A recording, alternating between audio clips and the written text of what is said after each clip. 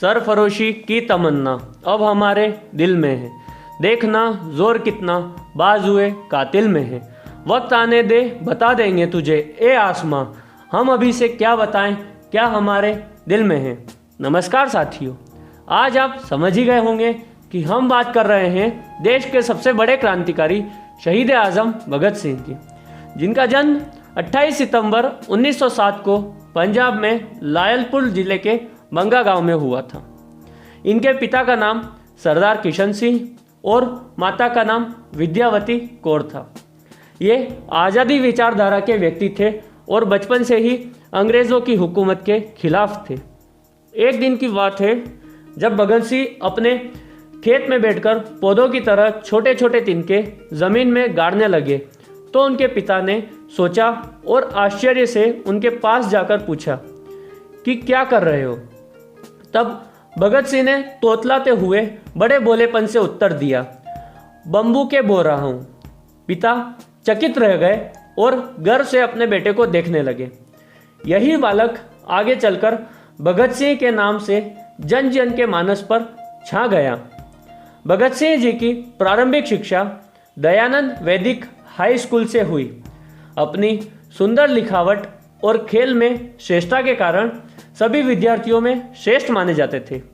13 अप्रैल 1919 को जब ये 12 वर्ष के थे तब जलियांवाला बाग हत्याकांड से बहुत ही आघात हुए और वहाँ से खून से सनी मिट्टी को अपने घर ले आए और अंग्रेज़ों से बदला लेने का प्रण लिया।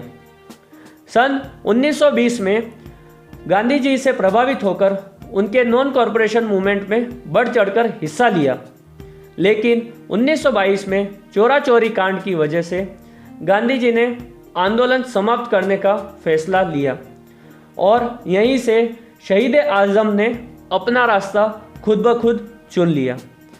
बीए करने के लिए इन्होंने लाहौर नेशनल यूनिवर्सिटी में दाखिला लिया और यहाँ पर कई किताबों का अध्ययन किया।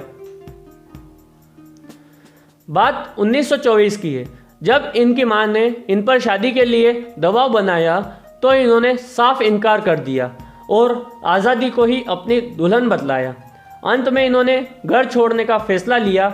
आगे चलकर चंद्रशेखर आज़ाद को ज्वाइन किया, हिंदुस्तान रिपब्लिक एसोसिएशन का हिस्सा बने और हिंदुस्तान रिपब्लिक एसोसिएशन का नाम बदलकर हिंदुस्तान सोशलिस्ट रिपब्लिकन एसोसिएशन रखा। 18 वर्ष की उम्र में सरकारी खजाने को लूटने के लिए काकोरी कांड को अंजाम दिया। नतीजन अशफाक उल्ला खान और राम प्रसाद बिस्मिल को फांसी हुई। इन्होंने अपने नाम और गुमनाम से कई लेख लिखने और दशहरा मैदान में अंग्रेज़ी हुकूमत के खिलाफ पर्चे बांटे। अंत में इन पर जुर्माना हुआ। 1928 में 20 साल की उम्र में लाला लाजपत राय के साथ मिलकर साइमन कमीशन का विरोध किया तथा इन पर लाठीचार्ज हुई और नतीजा यह रहा कि लाला लाजपत राय की मृत्यु हो गई। लाला लाजपत राय की मृत्यु से दुखी होकर चंद्रशेखर आज़ाद, सरदार भगत सिंह, राजगुरु तथा जय गोपाल ने मिलकर बदला लेने के लिए जेम्स स्कॉट को मारने की योजना तैयार करी और अपनी राह पर बढ़ चले, लेकिन योजनावश काम चला नहीं और वहाँ पर अंग्रेज अधिकारी सैंडर्स आ गए। इन्होंने सैंडर्स की हत्या कर दी और हत्या करके वहाँ से भाग निकले। ये वहीं नहीं रुके, अगले दिन कॉलेज की दीवार पर पर्चे चिपकाए गए और उन पर लाल स्याही से लिखा गया, हमने लाला लाजपत राय की मृत्यु का बदला सैंडर्स को मारकर ले लिया है। ब्रिटिश सरकार इनकी इस हरकत से आग बबूला हो उठी और उनको पकड़ने के लिए पूरे लाहौर शहर की घेराबंदी कर। तब इन्होंने भगवती चरण वोरा की पत्नी दुर्गा भाभी से सहायता मांगी तथा इस प्रकार भगत सिंह और राजगुरु अपना वेश बदलकर अंग्रेज़ों को चकमा देकर वहाँ से भाग निकले। अंग्रेज़ों के अन्याय से पूरा भारत देश परेशान था। तभी अन्याय दिलवाने के लिए भगत सिंह और बटुकेश्वर दत्त ने योजना तैयार करी।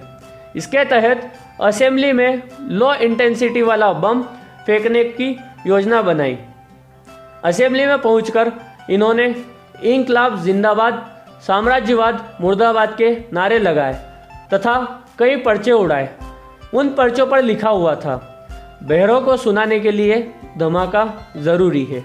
इसके बाद ये वहाँ से भागे नहीं और वहीं पर खड़े रहे और खुद ब खुद गिरफ्तार हो गए। जेल में गए। जेल में भी जाने के बाद ये शांत नहीं बैठे। वहाँ पर कैदियों के खिलाफ हो रही असमानता, असुविधा के खिलाफ इन्होंने आवाज़ उठाई। अंग्रेज नहीं माने तो भूख हड़ताल करी और इन्होंने एक अपने लेख में ऐसा भी लिखा है कि मैं ऐसा पागल हूँ जो जेल में भी आज़ाद हूँ। ये कहा करते थे कि मैं जेल के बाहर भी आंदोलन करूँगा और जेल के अंदर भी आंदोलन करूँगा।